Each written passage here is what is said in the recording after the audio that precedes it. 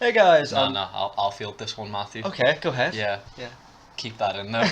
Okay. Hi guys, and welcome back to the Movie Mates channel. I love it. Today we're giving you a review of Rogue One: A Star Wars Story. We are indeed. I'm Callum, and I'm here with a beautiful man, a man that I'm Catch so yourself, so man. so glad is so close to my bed.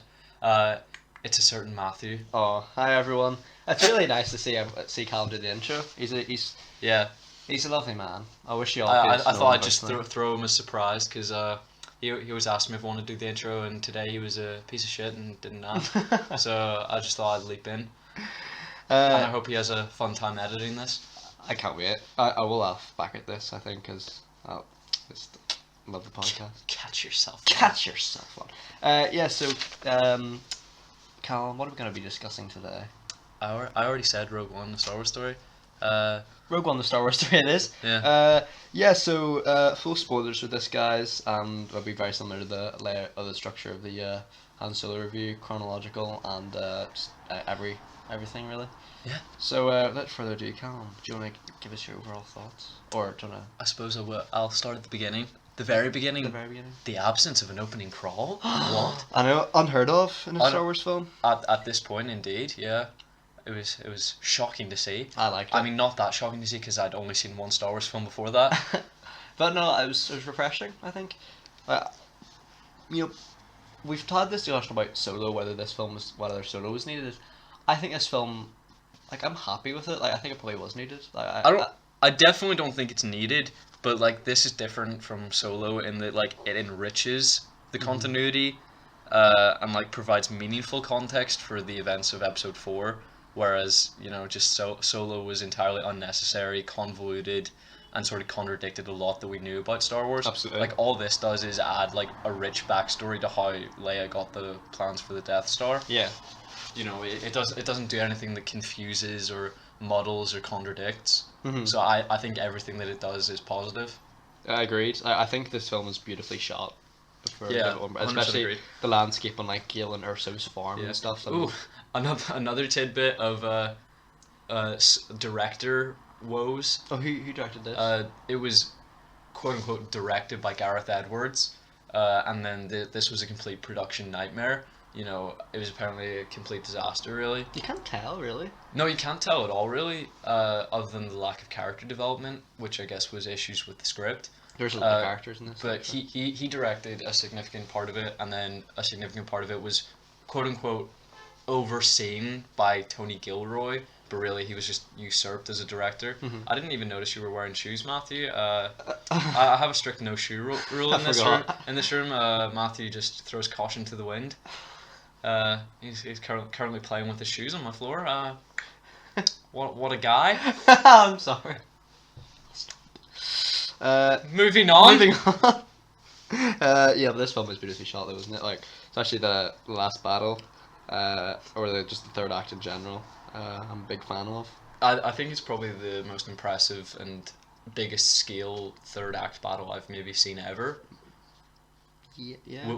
Would you maybe say Avengers Endgame or something? Probably. But I mean, I think that's a piece of shit. So Fair. So I think that this is very much more impressive, honestly. One thing I think is very impressive is K2SO, played by the lovable Alan Tudyk. 100%, yeah. My favorite droid in the franchise.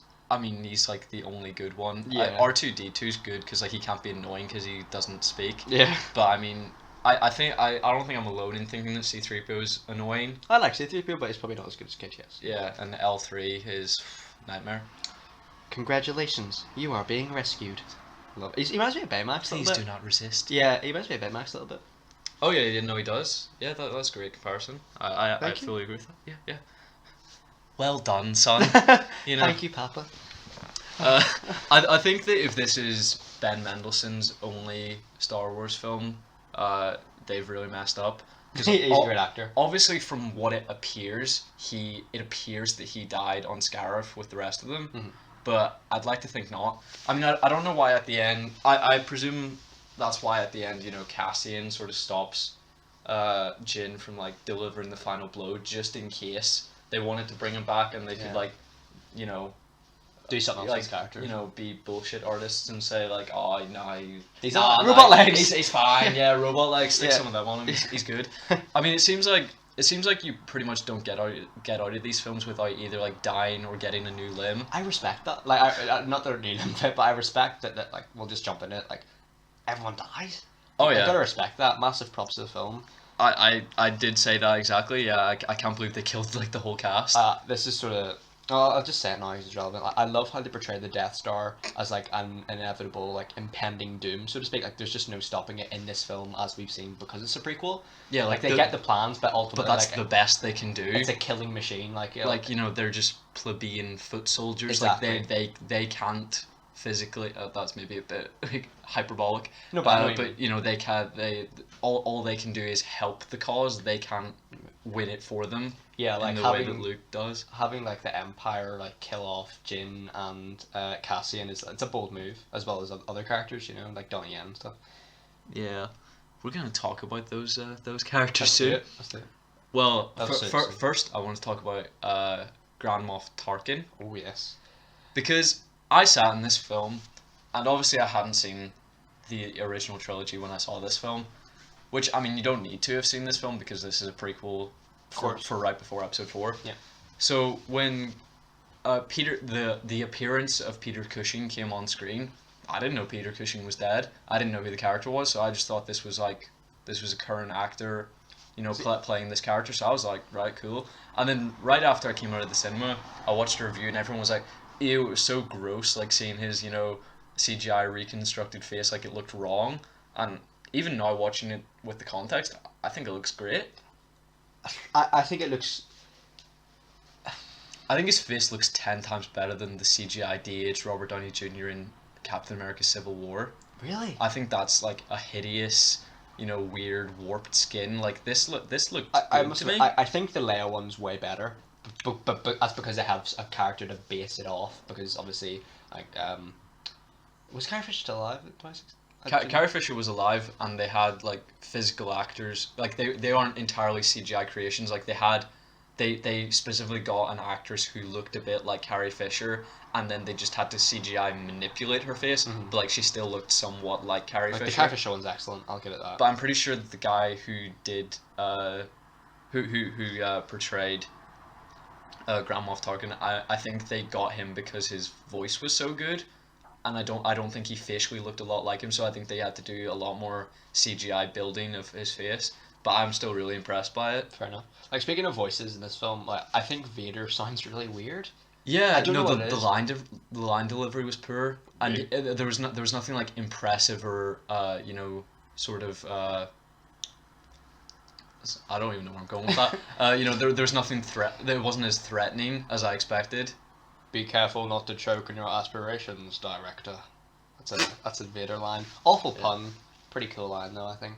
I think everyone liked to hear it because like he's sort of recognizing that he's a dad, so he's making dad jokes. Yeah. You know, I kind of like to see that. Like I think the fact that a villain can have a bit of humor shows their humanity. One thing that like partially scared me in the film is when Jin kills a K2SO droid. Yeah, But it's not were you a K2SO. bit concerned? Wait, was this your first time seeing Rogue One? Yeah. What? Well, I mean, I saw this in the Silly cinema. goose. Yeah, the cinema watch, I'll be honest, felt a lot more like a slog than when I watched it Fair. this time. Like this time, the time went in much quicker. I really love this film. Like, I like the pacing's better than Solo, 100%, yeah. and one of the biggest criticisms or biggest praises I can give it is like Donnie Yen, and like it's so rare that you see like actual hand-to-hand combat in this franchise. That's fair. You know, I'd say my biggest gripe with any Star Wars film is the lightsaber battles, because it's just, you know, Especially with no music. especially with no music, because it's just awkward and uncomfortable. Yeah, but no, like it's refreshing to see, like, you know, like would you describe as like martial arts? Yeah, you know, he's using a bow staff, Yeah, which I respect. cool, yeah. So they finally explained the Death Star weakness, because there's been a lot of debate about this before this, and people presumed that this was the kind of idea.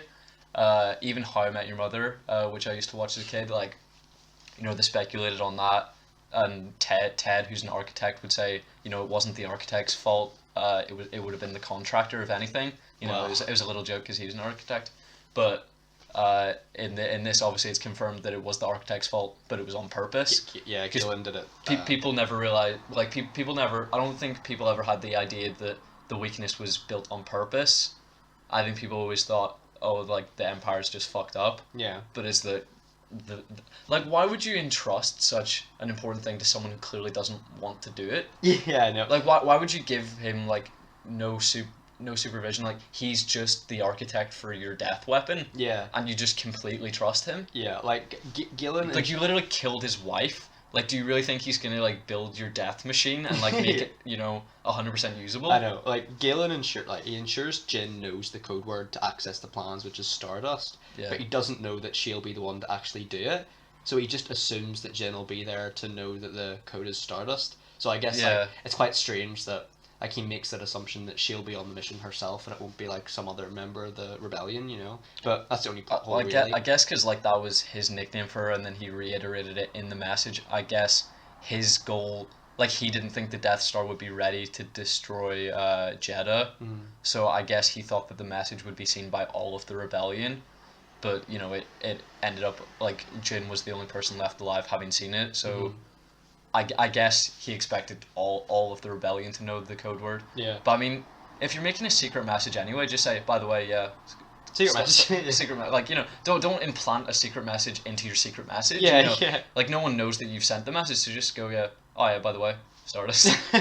Like, there is so many new characters and new planets specifically. Do you think the film goes a bit overkill on that? Like, so many new locations, like Jeddah and stuff like that. Yeah. And with characters, like, there's a lot of characters. I think like this was them trying to like build the world out, but I think they should have. I think maybe every new spin-off movie should focus on like a new event on a new planet. Yeah. But I think they were just trying to like do a lot of things too quickly because this was the first ever non-main series film. Yeah. But like one thing I guess we've got to give credit to the franchise for is for like developing strong female protagonists. Yeah, we've seen it with Rey in the new trilogy, and here we've seen it with Felicity Jones as Jin. Like, I think she's excellent in this. And I mean, even Leia as well to an extent, and Padme, 100%. Like Padme even more so than Leia. I think like. I suppose Leia's a bit of a stereotype, I suppose. For like I think Padme got more like especially Attack of the Clones, like she got stuck into the action. Oh, 100%. Like, yeah. Which I guess Leia does in the Battle of Endor, I think, in The Return of the Jedi. Yeah, but no, Felicity Jones I think is great. Like, the only other film I've seen her in is Amazing Spider-Man 2. Ah, yes, a classic. A bit of a cameo performance from her, which is not a lot, but here I think she's a fantastic actress. She was also in The Theory of Everything. Oh, with Eddie Stephen Redmayne. Hawking. Yeah. But yes, I think. Well, one thing I wanted to say, like the R2D2 and C3PO cameo, like I like that.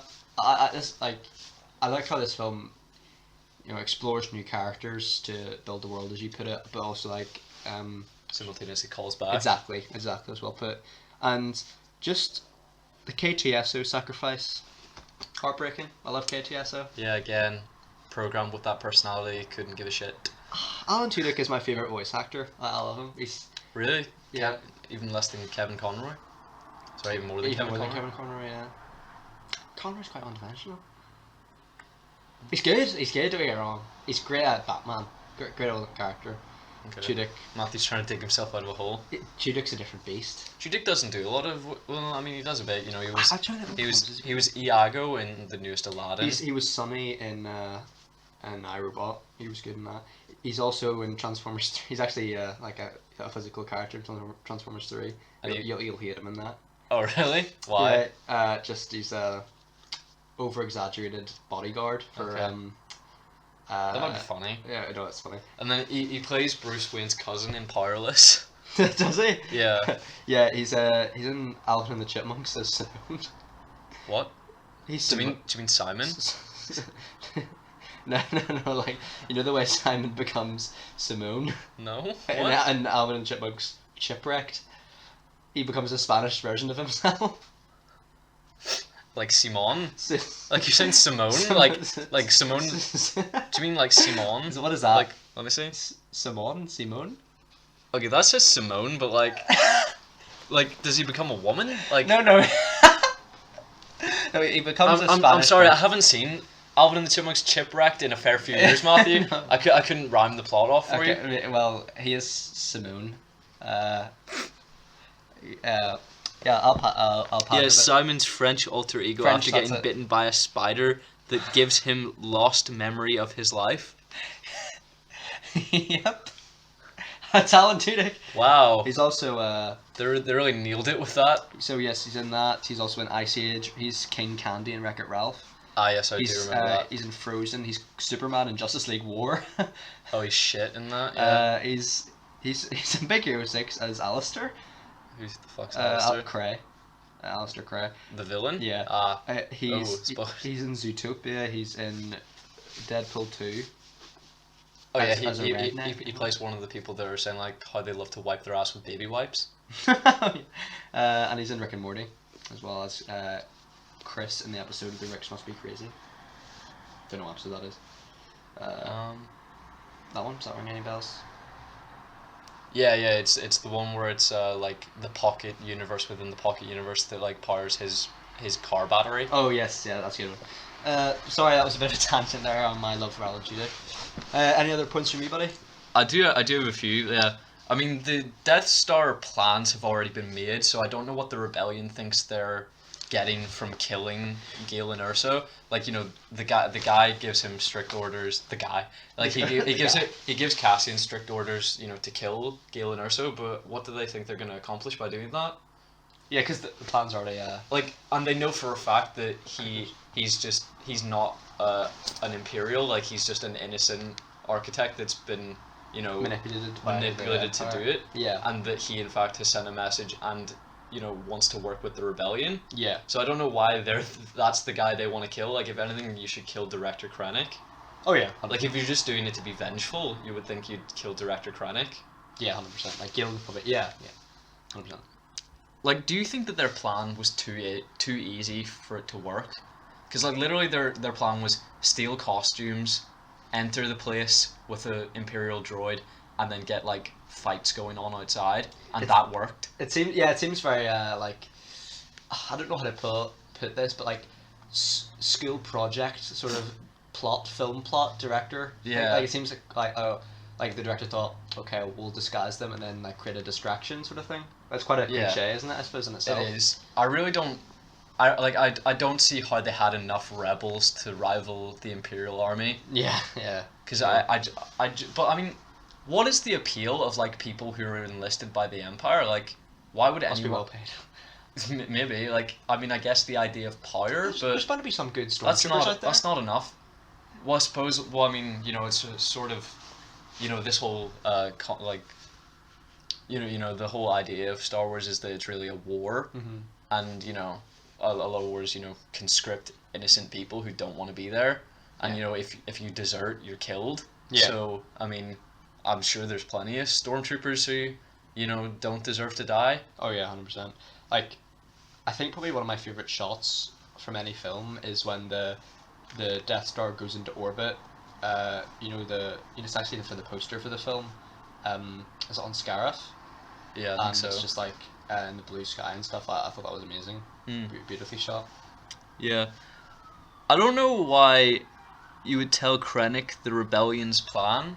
Like, you know, like just while he's on the floor, like they're just expositing to him. Yeah. Like, oh, we're gonna kick your ass. Yeah, We're gonna hire someone to blow up the Death Star, dickhead. Wow, It's yeah, like yeah. at that point you don't know that the Death Star is coming to blow up the planet. Like at this point you think you're getting off the planet. So like, why are you doing this? I don't know. Yeah, like you could just like, you know. Like, it does seem like they're just laughing like, haha, what a dickhead. Yeah. But it's like, just kill him if you're gonna do that. 100%. As you said, you know, I agree. Like, you know, full props to them for actually killing off the entire cast. Yeah. What did you think of the Darth Vader scene? Because that sort of seems to be like the thing that people most remember from this Probably film. one of the best action scenes in the franchise. See- Although I think it's like a lot of people when that movie came out, I remember I don't know if you remember, but like the huge like praise behind that. People were talking like saying it's the best scene of any film of all time. I remember. It's not. I wouldn't go that far because it's just like it's good and it's as I say, best scene in the franchise for me. And that's saying something. Yeah, but like Yeah, like, you know, it wasn't the best scene of all time. I remember it being pretty great, and then watching it, I was like, "Is that it?" Like it happened really It's quite late. short. It happened really late on, and then it was like for 30 seconds, and I was like, It is brutal. "All isn't right, it? yeah." And now that I understand a little bit more of the context of the rebellion, like hits home more that he was just sort of like tearing through them. Yeah, oh yeah, he's brutal. Like, he just massacres them, doesn't he? Yeah. I think just the final point is Princess Leia and how it ties into A New Hope. I really like it. Yeah, I was hoping to like sort of watch them back to back, so you know, like when I finished the last scene of Rogue One, I started the first scene of Episode 4. Didn't occur. You know, I would that was my Have you watched any of the optimism films? shining Yeah. through.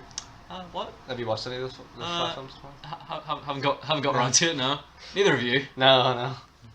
But yeah, I think the de-aged Carrie Fisher's quite good. Pretty impressive, yeah. Absolutely. Yeah. What are your overall opinions of the film? Where's it rank for you? Well, I mean, so far of all the films in the Star Wars franchise that I've watched, it is the best one. Me too. Same, I think. Because so far, guys, I've watched episodes 1 to 3. I've watched Solo, Rogue One, and I've seen episodes 7 and 8. So I'm sure when I watch episodes 4 to 6, there will be a standout one that stands above this. But currently, from where I'm looking, this is the best Star Wars film that I've seen. What would you rate out of 10, buddy? I suppose I would rate it a 9 out of 10. You know, like, the characters are underdeveloped. I really didn't care when Donnie Yen and his mate died, or Bodhi, or Jin, or Cassian, any of them really. But you know, the fact that you know, it was beautifully shot, well written. I think that's enough to sail it through. You know, you don't always need incredible character development, especially when you're killing them all at the end. Yeah, like, yeah, I suppose I give it an 8.5. Like, it's definitely my favorite film, and I think it's probably more classic Star Wars than Solo is. If you get me, Yeah. you know. But yeah, like, I loved it, and obviously the score is good as well. I don't know if this is like giving them too much credit, but maybe the lack of character development is meant to show that they're just a single cog in a machine. Exactly, like they're like the. This is just who it happens to be from the point of view of, but really it could have been from the point of view of any rebel. Yeah, they're just like the precursor to the main hero, which is the Skywalkers and whatnot. But yeah, I don't know. Yeah, I'd say that's probably true to a certain extent. Yeah. But yeah. I mean, do you want to do that, Joe?